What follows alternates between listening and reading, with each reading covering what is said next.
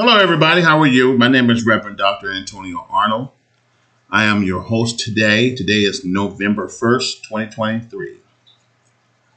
Today's topic we're going to talk about is AI and what in it is in it for you in regards to marketing. What is AI and how can it help marketing in this regards? But before I get going, let's talk about myself.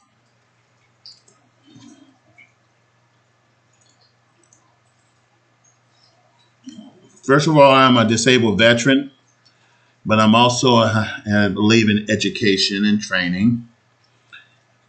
Served in the military 18 and a half plus years, a total, actually it's 22 years, but my good years are 18 and a half, and I will stick with that.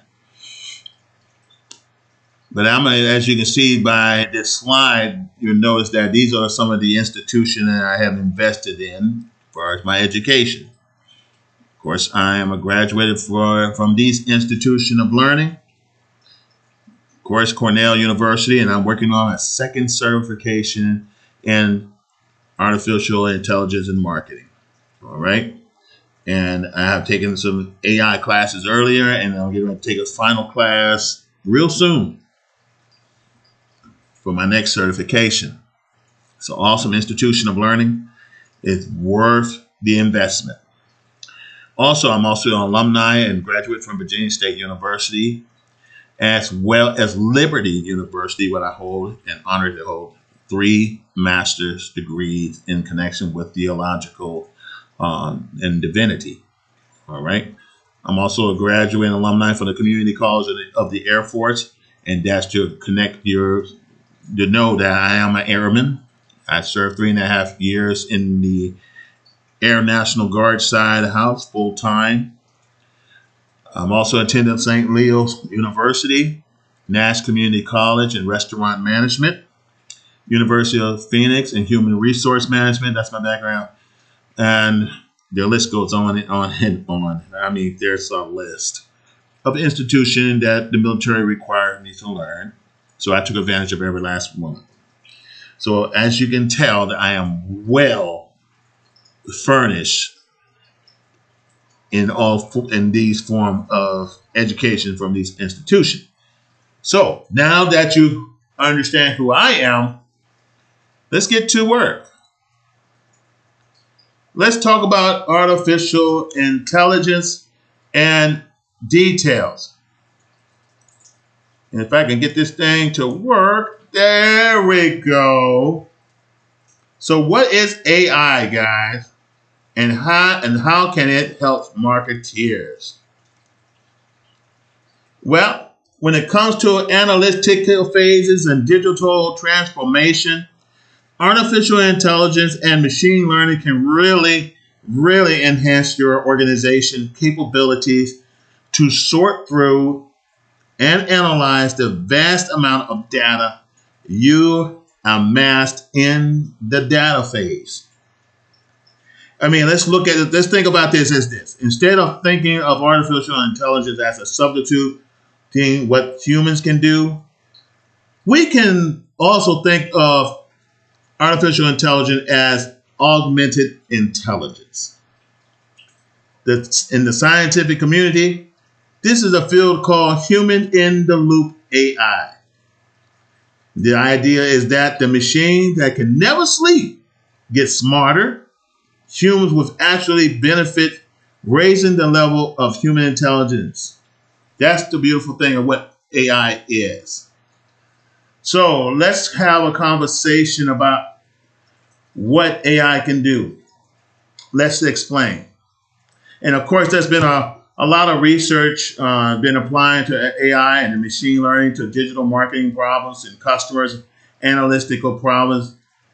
And sometimes I get asked questions. Some people make statements that out of fear about AI. Some people have a misunderstanding about AI. So when you hear the word AI, the first thing that comes to mind is these artificial intelligent machines that's going to kill us all. I mean, you think about the movies that we watch, like this one in particular I'm looking at. It's an eye. It's a artificial eye, and this eye is connected to a master computer on a ship. And remember the movie called Space Odyssey. Don't everybody remember that movie called Space Odyssey in 1968? That's when NASA was really at its prime back in the days.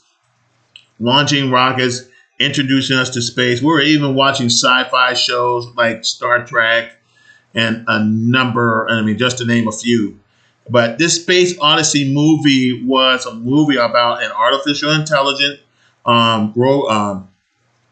intelligence that have mass control of the ship, and its whole idea is to prepare the crew to reach a certain destination in light years, and where they'll be in a sleep. They'll be in a sleep until they reach their destination. That way they won't age. Cryogenics, if they would call it, chronic stasis. Unfortunately, there was a malfunction on board, and the machine ended up killing each and every one of the crew before they can even wake up. They were still in stasis mode. Only one survived. All right, so that's the deal with that. But there's more. There's more. Remember, let us play. Shall we play a game? War game. War games about how a young man, hacked into a government Department of Defense computer to play a game, and the computer have not learned the difference between nuclear biological warfare and the end results, which was led to that situation. Can you imagine someone having all that computer power like that filling up in a room at that time? And it had to be quite an expense. This guy is not just some ordinary kid, and he definitely hasn't shown much of his parents. It's just mind blowing. You can't even get away with that nowadays without the severe investment. But again, I digress. The machine has to learn the game in seconds before those nuclear ICBM launch. And the moment he realized that the computer learned the game, like tic-tac-toe and then the nuclear biological warfare, and learned that nobody wins. And he offered, can we play a game of chess? So, can we all say that this was an infancy stage, that the computer, the machine was learning, it was utilizing machine learning at an early phase on television as a sci-fi? This thing called AI has been around for a long time, guys. Hollywood just introduced it to us a lot faster. And don't forget Skynet, Terminator. That brings a lot of fear. Skynet put this master computer supposed to make things a lot easier, make our defense protocols a lot better and more sophisticated. Hint, hint.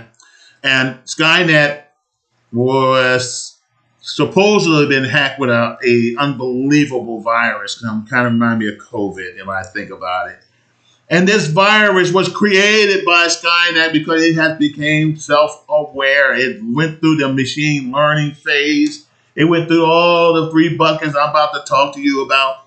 And this Skynet has designed and built and reprogrammed all the robots or defense robots, like this AI aircraft that can fly and dogfight, to have a complete focus on annihilation of all humankind with nuclear ICBMs. Fortunately for us, as far as I know, on the bottom of the pole, that none of our ICBMs are connected to modern computers or the internet. And I hope and pray that is the case. Because we do not want a war game situation or a Space Odyssey situation, and definitely not a Skynet situation. And don't forget Jarvis, the artificial intelligence supercomputer that is alive, that is part of Iron Man saga on the Marvel comics. the movie. And we see that the involvement of Jarvis from one look, right, is inside the suit, and Jarvis in another form that's moving around like it's alive, like a cell of data that's moving around and relearning and moving around in one of the platforms where you can interact with Iron Man, the founder and creator. So, as we think about Terminator in the press, you're referring to something that is called AGI. AGI, which is artificial general intelligence. Okay, so when you think about the Terminator or the Skynet, you're really talking about AGI, artificial general intelligence. And if you were to actually talk about some of this in artificial intelligence research nowadays, they will tell you that that's not what they're working on. Okay? That technology is probably decades, if not longer, from fruition.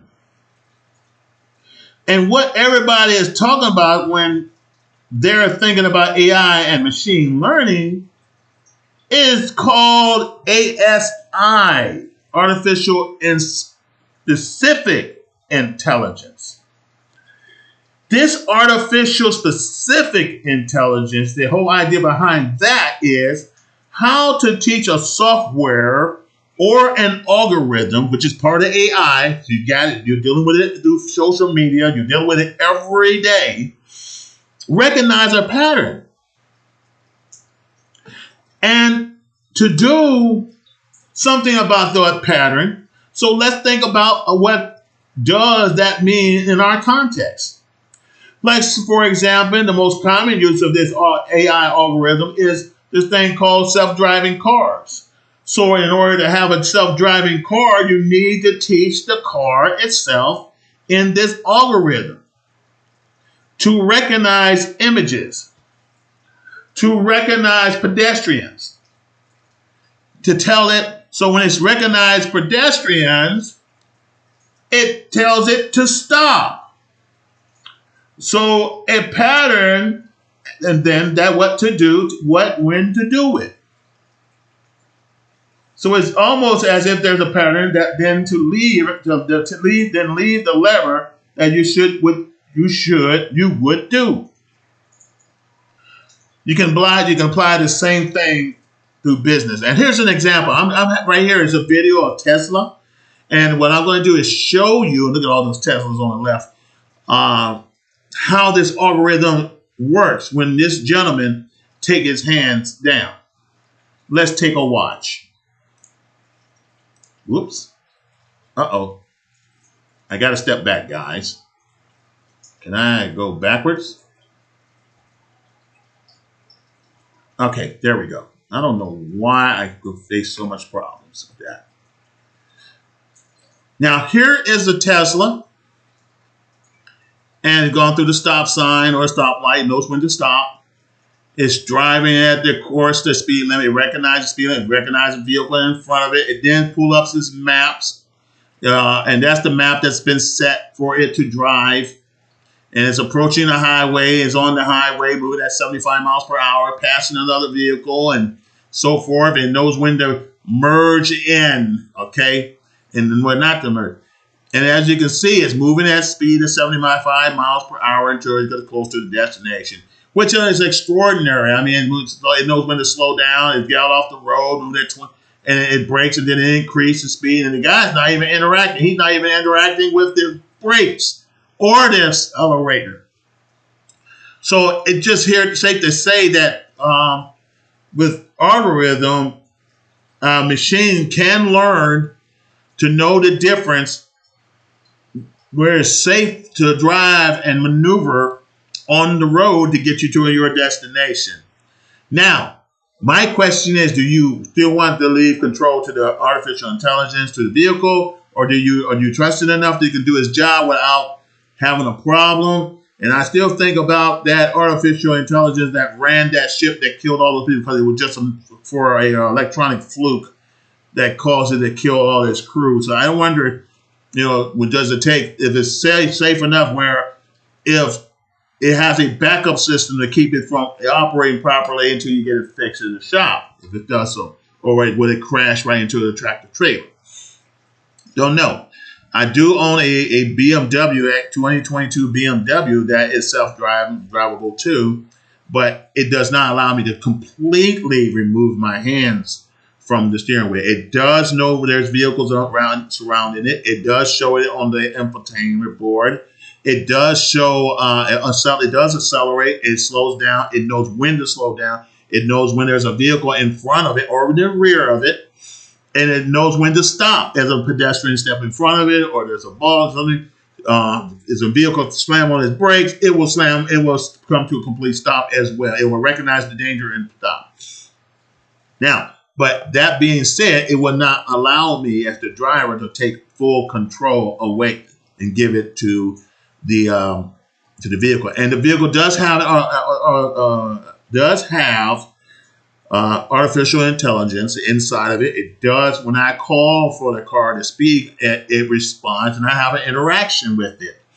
So it's safe to say that we are in the technological age where that we're now slowly passing on responsibility to an AI as opposed to ourselves. Very interesting, I may say. Very interesting. So we're still on AI, and AI could be applied again to other areas in the market. I mean, even in Netflix. Netflix can determine how often you watch a certain program. What is your pattern of shows you watch? You like military? They're going to show you a lot of military shows. You like family times, like Hallmark. You like other shows. Christmas. My wife likes to watch Christmas shows all the time. Guess what? It's going to constantly show her Christmas shows as part of the selection process. Or they'll make certain recommendations. But that's where it is, ladies and gentlemen. I'm trying to get this thing to move. But here's another Tesla situation here. This time, in regards to artificial intelligence algorithm and pattern. And Tesla has a ton of data on individuals who've been visiting their websites, what type of customer they are, what they're looking for. And when it gathers all that information in its algorithm, it can now make some decisions on how to address or reach the customer and react to the customer's emotions or response. Here's an example of a artificial intelligence through air reaching to a customer who has been who has ventured onto the Tesla website, searched around, built a car, and never took the opportunity to set an appointment or did a test drive. This is how AI is going to revolutionize marketing. So if you have a company that's in business and your sales staff need customers, Tesla will, just like an analytic, will do analyze data at super speed to reach a certain geoeconomic graphics, psychographics, or geographic area, reach out to those customers to bring them into your store. Let's take a listen. Hey, James. Yeah, who's this? Hey, James. It's Alexander from Tesla Motors. How's your day going so far? It's going pretty good, my man. How about yourself? You said you're Tesla, right? The car company? Yeah, that's right. I'm calling from Tesla Motors, the car company. Did you have any trouble or questions while customizing your car on our website? No, we're just kind of shopping around and, just taking a look. Gotcha. That makes sense. Sometimes we're just exploring our options before making a decision, and I totally respect that. Can I ask you why you were looking into a Tesla in the first place? Yeah, I mean, I've had my car for way too long now, and so I'm kind of taking a look at options. And I have a lot of friends who just absolutely rave about Tesla. Me myself, I'm actually a big fan of Elon Musk. So I figured I might as well take a look and kind of explore my options there and see what you guys have available. That's a smart approach, James. It's always good to explore your options and see what's available. Out of curiosity, what do you currently drive? Yeah, I drive an old Ford Fusion, my man. Nice, a Ford Fusion. Why are you looking to switch things up and consider a Tesla? Yeah, I mean, I've had that car since literally since I got my first job years back. And it was just time for a change. So it's like, it's not super reliable anymore. And it's time for an upgrade. I'm moving into the city now, and I just think it's time. While I get the new apartment, might as well get the new car at the same time, I totally get that, James. Moving to a new apartment is a great opportunity to make some fresh changes, including getting a new car. Are you looking at purchasing any other cars at the moment? Or are your eyes just set on Tesla? I'm still looking around, but mainly Tesla. I have a lot of friends who, obviously have them, and I'm a little bit jealous. I have to say, when I, test drive them, they're super fast. Obviously, they look really, really amazing. So mainly looking at Teslas and just kind of trying to figure out which is the right one, and before making a decision on which one to go with. Well, let's change that as soon as possible then. It looks like you're in Omaha, Nebraska. Is that right? Yeah, correct.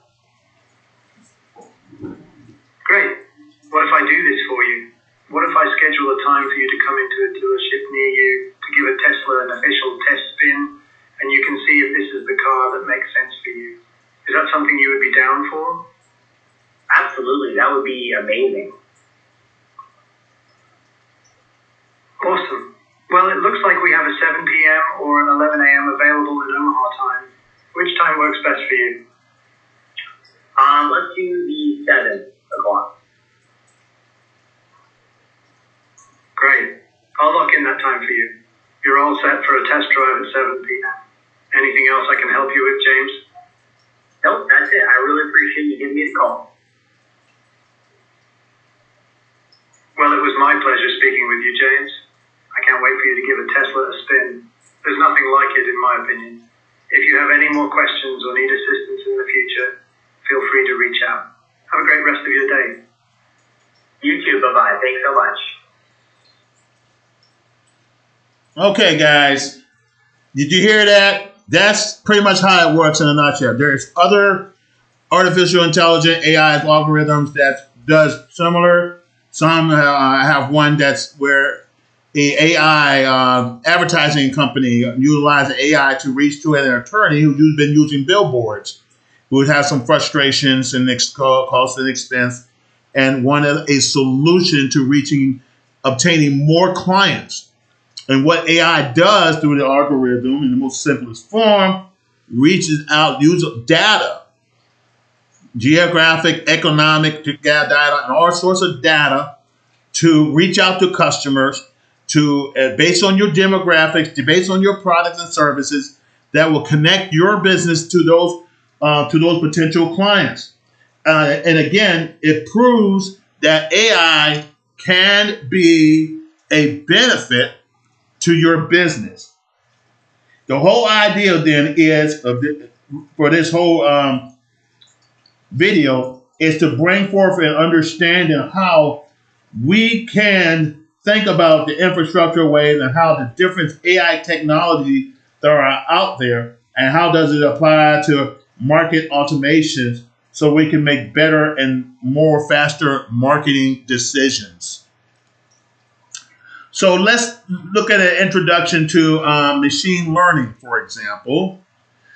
Of course, successfully using AI in marketing comes down to applying the variety of artificial intelligence algorithms just to sort through and analyze your data in different ways that will aid your decision making.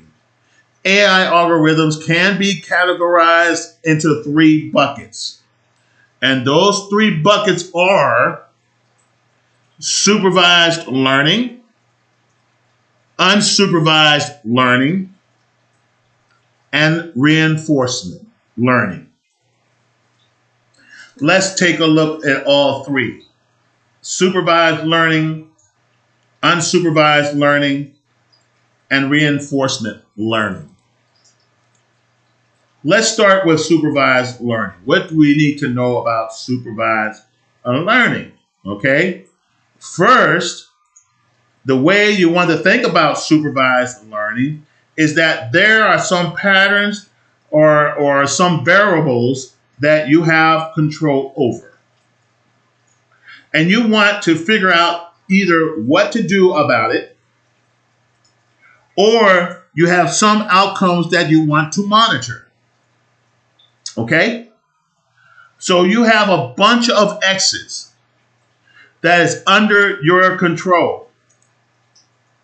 And it's not under your control or under certain patterns. And then you have a variable Y that you want to see how that actually gets changed based on these X variables. So that is supervised learning. You just wanted to, okay, you have an X variable that you have control, that you may have control over, or you have a certain pattern, and then you have a Y variable that you want to see the results, how those actual variables get changed based on the X variable. That is what is called supervised learning.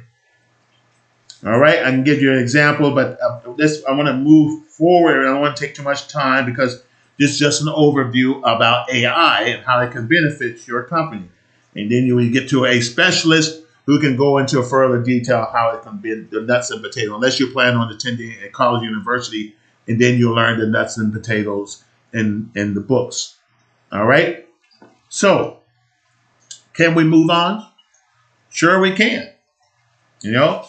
Actually, what you want to do with the X and Y's and help you through the algorithm of you reaching your customer, your X's and your Y variable then in your sales and your outcome, that's your care that you care about, the XPI. That's pretty much the outcome. That's what it is. That you got the X and variable and your Y variables, and then the result is the XPI, which you have to sell and reach the customer. And that's how your business-driven decisions that you care about is manifest. So let's go to the second thing. And that second thing is unsupervised learning. Unsupervised learning is the second bucket. There is no Y. There is no outcome variable that you care about. But at the end of the day, you just have a whole bunch of variables, X variables, all over the place. That's what you got. And then what you want to do is find a pattern. What do I mean by that?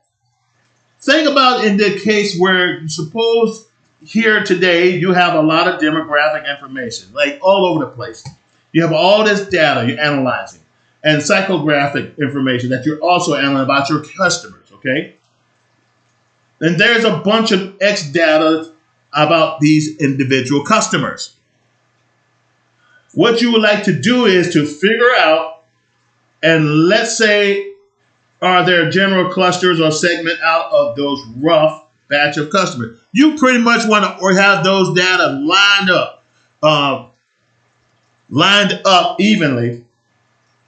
In a discretized people, you want to discretize your data, and so you have an understanding where each and every customer is in an organized fashion, and separate them to discrete and countable segments. That so then later on, if we look at these specific segments, we can then act upon that. I mean, if you got a certain demographics of people that like a certain particular car that you're selling, like in Northern Virginia or up, you can find a lot more people driving Tesla than combustible engine cars because that's what they like. That's what they've been attracted. That's the market trend. And the further south in the rural communities, you might find a lot more vehicles with horsepower engines. That's more appealing to them. So what the business owner had to do is compile the thousands of data, or corporation for that matter, of customers and organize it in such a fashion where they can make a very good decision how to reach those customers in a faster way. And that way AI algorithm comes in play. The last bucket I like to show you is reinforcement learning. What is reinforcement learning? Reinforcement learning is all about having a feedback loop. And what do I mean by that? Feedback loop. Think about an example about supervised learning earlier, where you have the marketing mixed action and then you have a KPI. You have the X and Y variables and then give you a result, with the Y being the result, which give you your KPI on the other end, X and Y. Now today, based on your decisions that you make, you want to have a feedback loop that comes back to drive your what? Your X's and your decision variable itself. Then you can use the algorithm called reinforcement learning to essentially improve your decision making over time.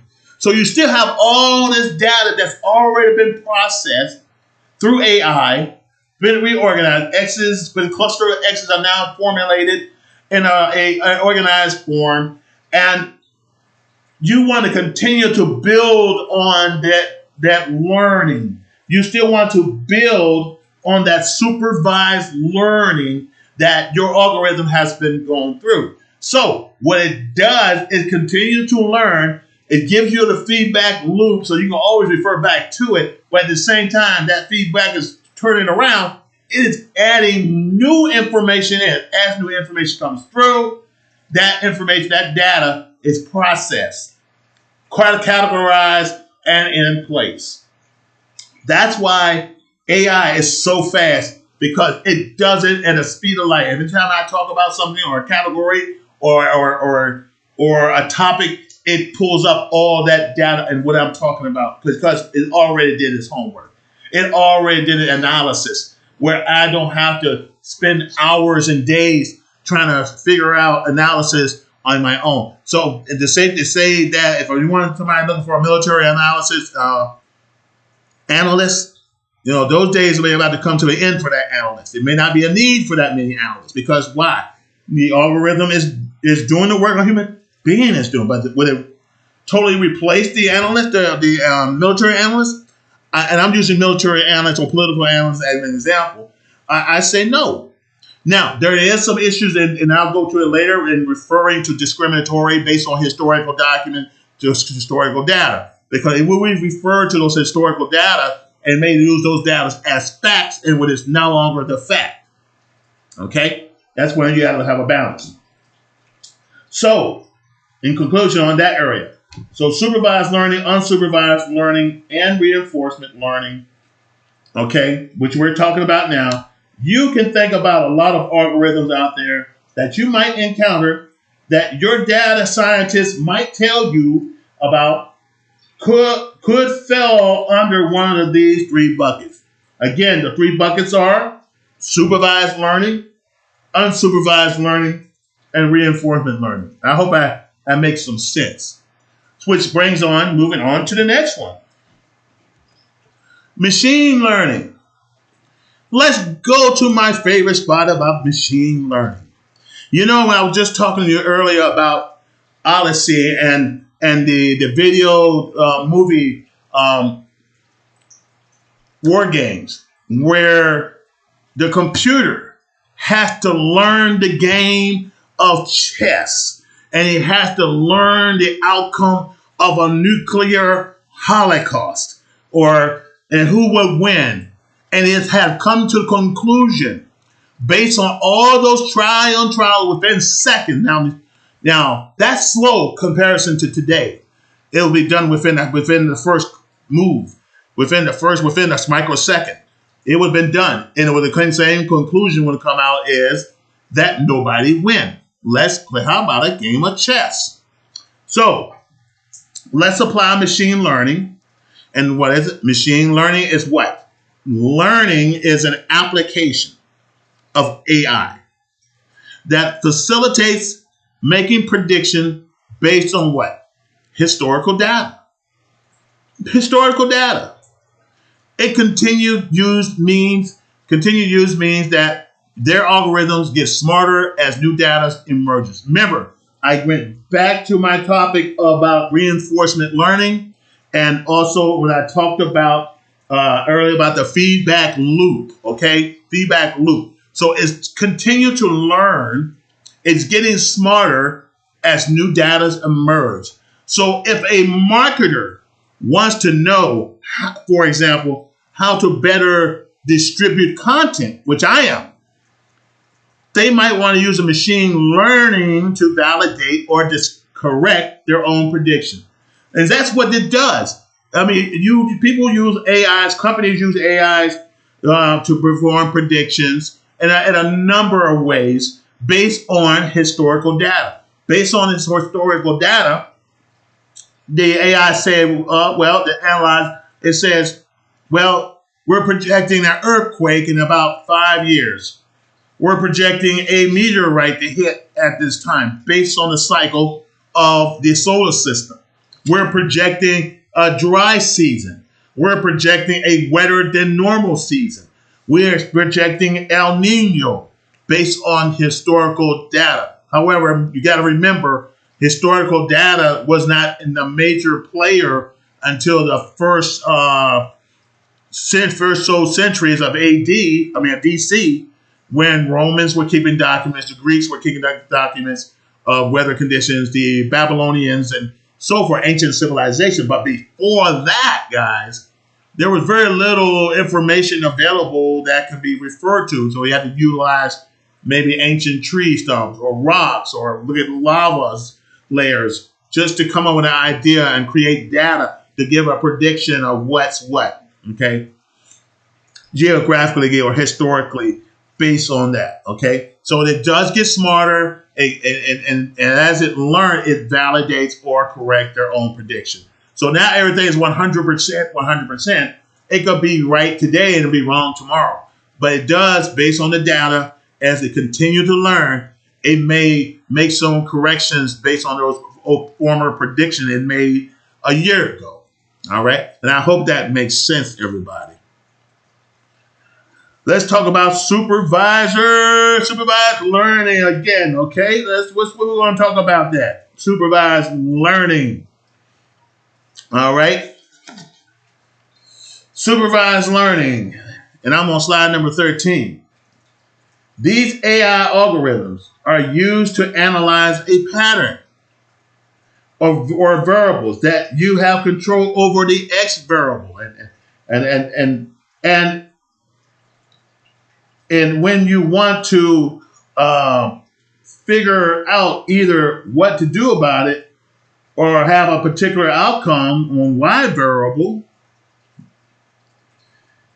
that you may want to monitor. In a marketing context, the marketing mix can make up all the X variables that you have control over, okay? And the sales and the KPIs are the Y variables the algorithm will monitor. So you got control on the X variable. The algorithm has control over the KPI and the Y variable. It will monitor it. It's not saying control, but monitor it. And that's a benefit. So what are some of the possible use for supervised learning? Well, it can predict sales based on historical allocation of media mix spends. Historical data, again. It can predict what type of consumer will purchase a product based on their social economic data. McDonald's uses this all the time. Burger King, Netflix use it all the time. A lot of your products and manufacturing use it all the time, even IBM, to predict what type of consumers are looking for. And just same thing with the iPhone. I mean, they came out with a new iPhone again. Guess what? They already have a prediction. They already have an idea what type of customers are looking for, and they put that information out on social media. And guess what? They show up. Number 3, predicting how long it would take for the customers to purchase the item. and adjust the price accordingly. And the algorithm does that automatically. Okay, during the time of year, this is the most high volume. You may want to have it on sale. You may have then again you may have a little higher price because supply and demand. But during the slow season, it'll tell you put it on sale. Give the consumer some perks to make them want to come by and buy it. Okay. Number 4, predicting CPG. CPG stands for Consumer Product Goods. Market share based on historical data. And number 5, predicting customer lifetime value, or CLV. You'll hear that again, based on, again, historical data. All right? That's where it is, ladies and gentlemen. And there's more. There's more. There's more to learn on unsupervised learning. And I think that we got out of touch with myself. I was thinking about Netflix and all these possibilities, and I got a little bit confabulated. And that's just how it is when I'm dealing with machine learning. But yes, there's so much with unsupervised learning. For example, an AI algorithm used to find patterns in X variable when there is no particular outcome variable that you want to monitor. This can be useful for tasks such as looking through large amount of demographic, psychographic data on your customers in order to sort them into a cluster or segment. Can I get a witness? That's pretty much how it works on that area, unsupervised learning. Let's move on to the next one. And one industry used this in the case is MetLife. MetLife looks at the psychographic data. It looks at the demographic data, automatic segmentation of their customers through unsupervised learning. That's what it does. And how it does that is amazing. It's very fast, and it gets the job done. So that's the part of unsupervised learning. Let's continue. Some possible use for unsupervised learning are, so what are they? Create a lookalike segment based on existing customer data. Okay. Extract previously unknown cluster of consumer based on their demographic data. And here we are. Let's talk about enforcement.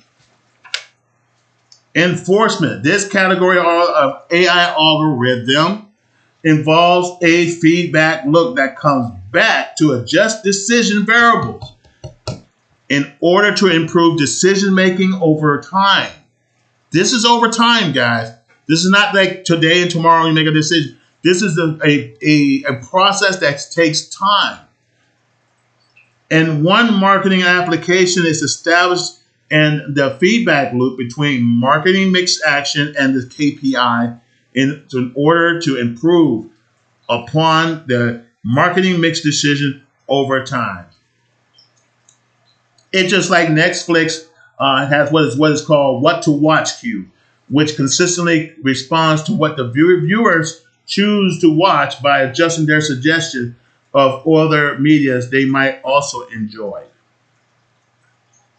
So now we're on to reinforcement learning, some of the possible reinforcement learning. So what are they? Showing different types of ads based on whether consumer clicks on them or not. Constantly optimizing promotions, no offering based on what the consumer has purchased or had not in the past. A lot of times when consumers, especially if you're on Amazon and you see a lot of customers click a certain product, you tend more to bring that product back. And if it works, if it works, don't fix it or don't break it.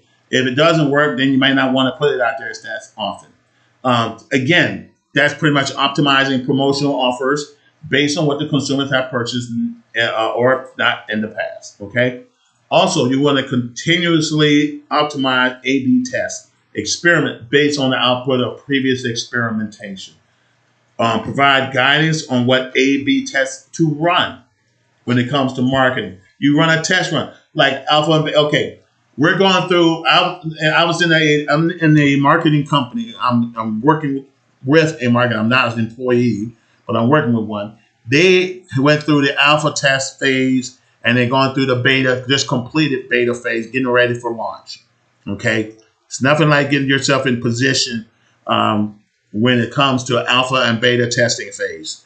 And you want to have that provided. You want to make sure those guidances on what alpha and beta, the results of the alpha beta test phase has complete to run. Okay, so that's phase what that AB stands for. It's alpha and beta test phase. Okay, and thankfully we're no longer in beta phase. We're moving on, and hopefully within a short period of time, we'll have everything in order, and then customer acquisitions and AI and introduction will be utilized to bring a augmentation of people into our platform. That's the goal. So how can you use machine learning? How can we use machine learning? It's important to be able to know what AI can and cannot do. It's important to know what AI can and cannot do for our marketers. Having a clear understanding of the different kinds of machine learning algorithm will allow you to determine the best use for AI within your marketing process. Now, let's take a look here, exploring issues, and there's some issues, concerns, or issues in regards to machine learning. Everybody has consumer issues with that. Some people still think that Skynet is still going to take over and, to wash our brains and kill us all and put us in a nuclear holocaust. Then you're going to have Arnold Schwarzenegger come by our house and eradicate all our family members. And right as of right now, that's not the case. We're still leaps and bounds behind that. It may not even never manifest itself. So let's talk about this learning issue here on the machine learning. On websites, different websites, okay? And AI Now Institute states that at their best, and I want you to see that. And this is what some from our institution says. At their best, AI and algorithm decision support system can be used to what? Augment human judgments and reduce both conscious and unconscious bias. That's an issue. However, training data, algorithm, and other design choices that shape artificial intelligence systems may reflect and amplify culture, prejudice, or inequality. Now, here's an example I'll throw out off the bat that's not written down of an AI inequality. Okay, the AI is now being used to determine who to hire and who not to hire, based on skills, education, experience, and they're going to look at certain jobs. Now, if an individual say, and this job is normally historically, we're talking about historical data.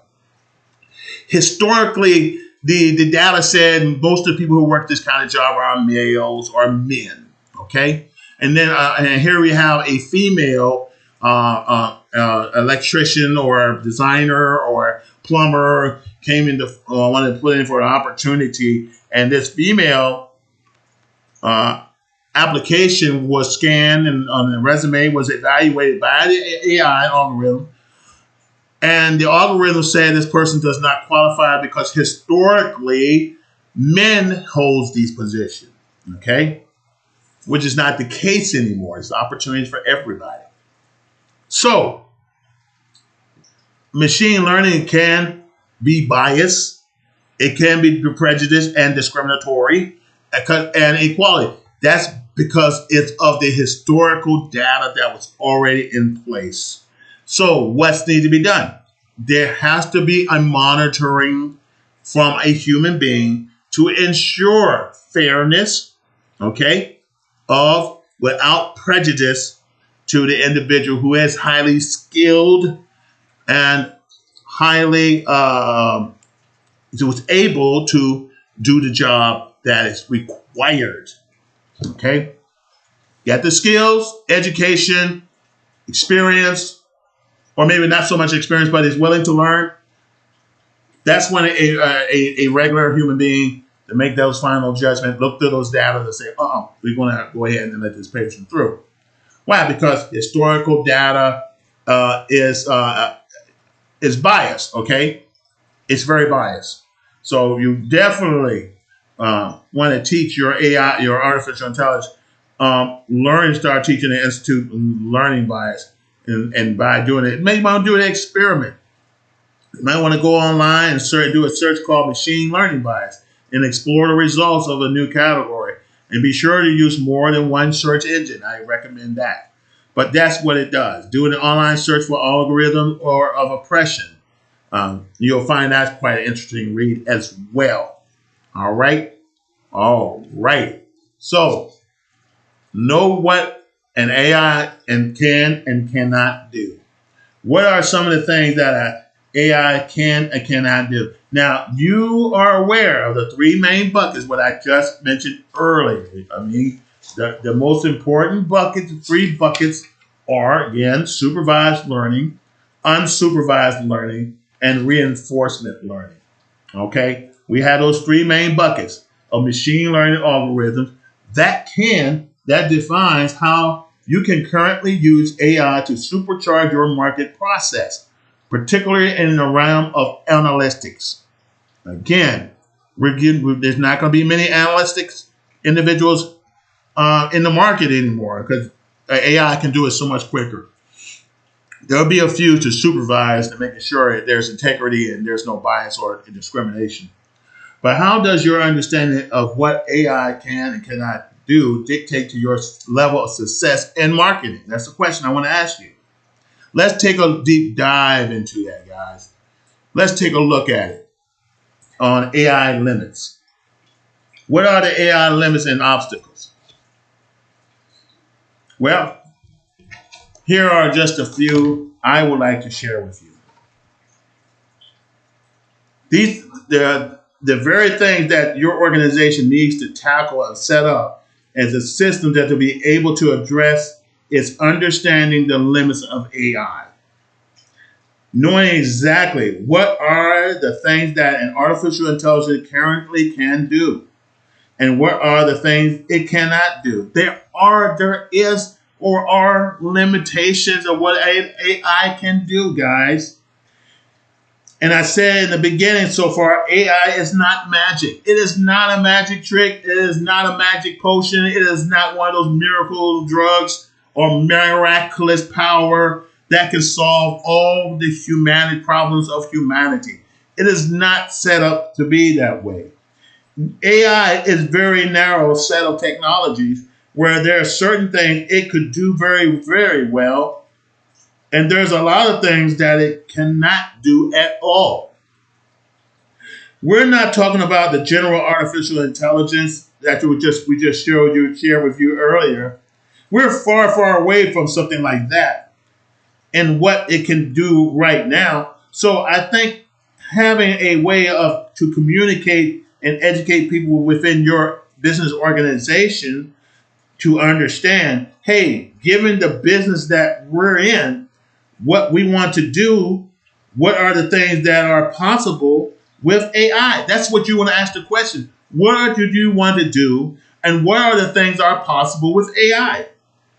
Specifically about dispelling the things and the myths about AI so that you guys have a clear understanding. And that's why I'm doing this. I want everybody to have a clear understanding of what AI cannot do that will be just as important as the discussion of what AI can do. So a lot of figuring this out, and it takes a little time to understand the line of what an AI can do and what it cannot do. It ties back to having an understanding of the supervised learning, those three buckets. Those three buckets are very important, essential. An understanding of supervised learning, unsupervised learning, and reinforcement learning.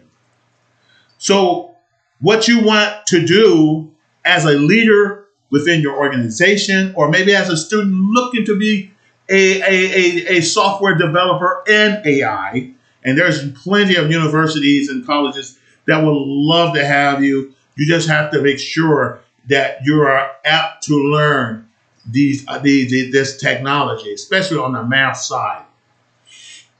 But as far as organ leaders and organization, it is to be able to, you want to be able to have as your group or your team, or at least bring trust that you can help you or your team understand currently, right now, in the state of the art, what are the things that supervised learning can do? What are the things that it can't do? What are the things that an unsupervised learning can do? And what are the things they cannot do? Then what you want to also do is the thing that take in consideration is the reinforcement learning, what it can do and what it cannot do to help you best prepare your company capabilities to update itself, to identify opportunities. I love that word, opportunities, where if there are things that now, let's say 6 months later, there's a breakthrough in the supervised learning protocol. Let's say being able to recognize certain biases in data, that we can just talk about it. So if you can recognize those data, those biases in data, maybe we can do something about, have a conversation about maybe helping the AI learn the present. Even though they look to the past data or the past information, we can educate that AI to understand that we're beyond that point. And they can do it automatically, being able to, let's say, even without just being able to know that exists out there, there are vendors out there you can talk to. You can help solve that problem. That's a strategy competitive advantage. That's your competitive advantage that can give you over your competitors. You want to have an edge over your competitor. That's why I'm taking AI. That's what I'm taking blockchain essential. That's why I'm taking artificial intelligence. That's why I'm taking digital marketing. So I can have an edge, okay, an advantage. And then here's another example is all this is we're talking about privacy. We want to make sure when utilizing our AI, we want to make sure to supervise and have an understanding of the protection of privacy. All right. Given the advance in unsupervised learning, there are actually things such as synthetic data, systematic data, such as this thing that we can call the data-free transfer paradigm. Once it's out and you recognize and realize, oh, wait, we can actually use some of these things to be able to transfer data within our organization or between our partners without needing to sacrifice customer privacy. And I think that's very essential, a part of this innovation. We want to make sure our customer data, personal data, or their personal privacy is assured. Okay, we want to make sure that's done, and that's going to be a wonderful innovation in the future in AI. So you want to stay on top of your competitors. You want to stay hold that competitive advantage to be able to compete against your competitors. That's the name of the game, guys. You want to win. Okay, and in this day and age, you have to have an edge. The commercials I have shared with you, guys, in retrospect to Tesla or to the technology of Tesla, I'm just using Tesla as an example for educational purposes. So you're going to understand that, hey, this thing is really moving. There's all sorts of commercials that companies around the world can take advantage of using artificial intelligence and also building relationship with their consumers. Okay, so this is going to lead to a thing where, how do you think about the key difference between AI and technology in it and all the other things that you have? These tried and true practices within your organization is that technologies change quickly. Can we agree with that? So we might want to think about it in order to understand that limits, because that limits change so quickly. We might want to set up a system within our organization to be able to keep up, because technology changes all the time, guys. It just where it's at. Technology changes all the time. When I first got into become an electronic major, my professor told me at Virginia State University that the things that you will learn here within 6 months and the things that you apply will be outdated. And I was just blown away. And as I fast forward looking back, he was exactly right. What's strong today, like these new iPhones, they're already outdated. Your computer is already outdated. By the time it hit the market and mass production, it is already outdated. Your form of the AI, the avatars that I already use, the AI information that I already use, is already outdated. I'm going to put some new content that that will work for me. Okay, that I will have full control over. That I would have marketing control, and I don't have to worry about branding issues. It's going to be under my own brand. It's going to be under my control, and it's going to do the drawing for me. And that's the goal. You want to develop a brand, like I talked about yesterday. That is yours specifically, no matter what you're representing. I don't care if you're representing water companies. You're your own brand. Build on it. Build on it, okay? And let them, the customer who has a need, be the problem solver. You be the go-to person that can solve a problem. And use the technology that's available. Make sure you train yourself on the technology. And that way you can exploit and capitalize and win against your competition. That's where it's at, guys. So that's my little free note on technology. I hope this has been a blessing to you guys. And I wanted to share some insight with you. But as always, I'd appreciate it if you would help my algorithm by liking, sharing, and subscribing if you're on YouTube, or just like and share on Facebook. I would really appreciate that too. Or interact with me if you have questions. But those, if you're in sales and you're in marketing, guys, and you want to increase your portfolio or increase the number of customers or have your content become more for outreaching, then you might want to take a look at what I'm doing and learn from it. Or if you're looking to have to leverage the technology that's going to change the way we do business, you definitely want to look at what I'm doing.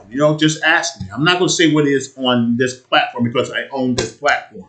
So if you want to know, let me know. I will provide that information to you if you want to learn a new way of doing business.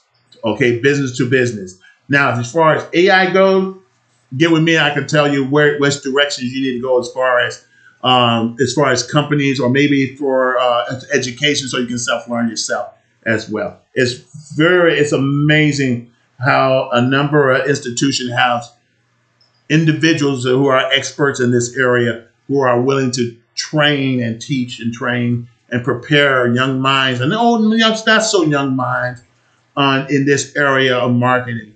And I'm here to tell you, I encourage you to take advantage of those opportunities. They may cost a bit, but some things are worth it, and your time is worth it, and the sacrifice you make to get it done is worth it. So take that into consideration too. Again, I thank you so much for chiming in and listening and to this long-gated piece of information with over at least an hour and 3 minutes. But I wanted to ensure that you get the maximum information and understanding how this particular technology really works. Because in the future, you will be calling companies to help you market your products and services. And you want to make good decisions to ensure that these companies will be able to make the deliver the services that you're looking for in reference to respect to AR, artificial intelligence marketing, digital marketing. Because I'm utilizing it right now, and it's just a matter of time that it will catch on. And then guess what? You can wonder how I got moved up so fast. And you'll find out. Anyway, guys, God bless you. I thank you so much. This is Reverend Dr. Antonio Arnold, a.k.a. Beast Mode, the professor of this time, signing off. Thank you so much, and may heaven smile upon you and keep winning.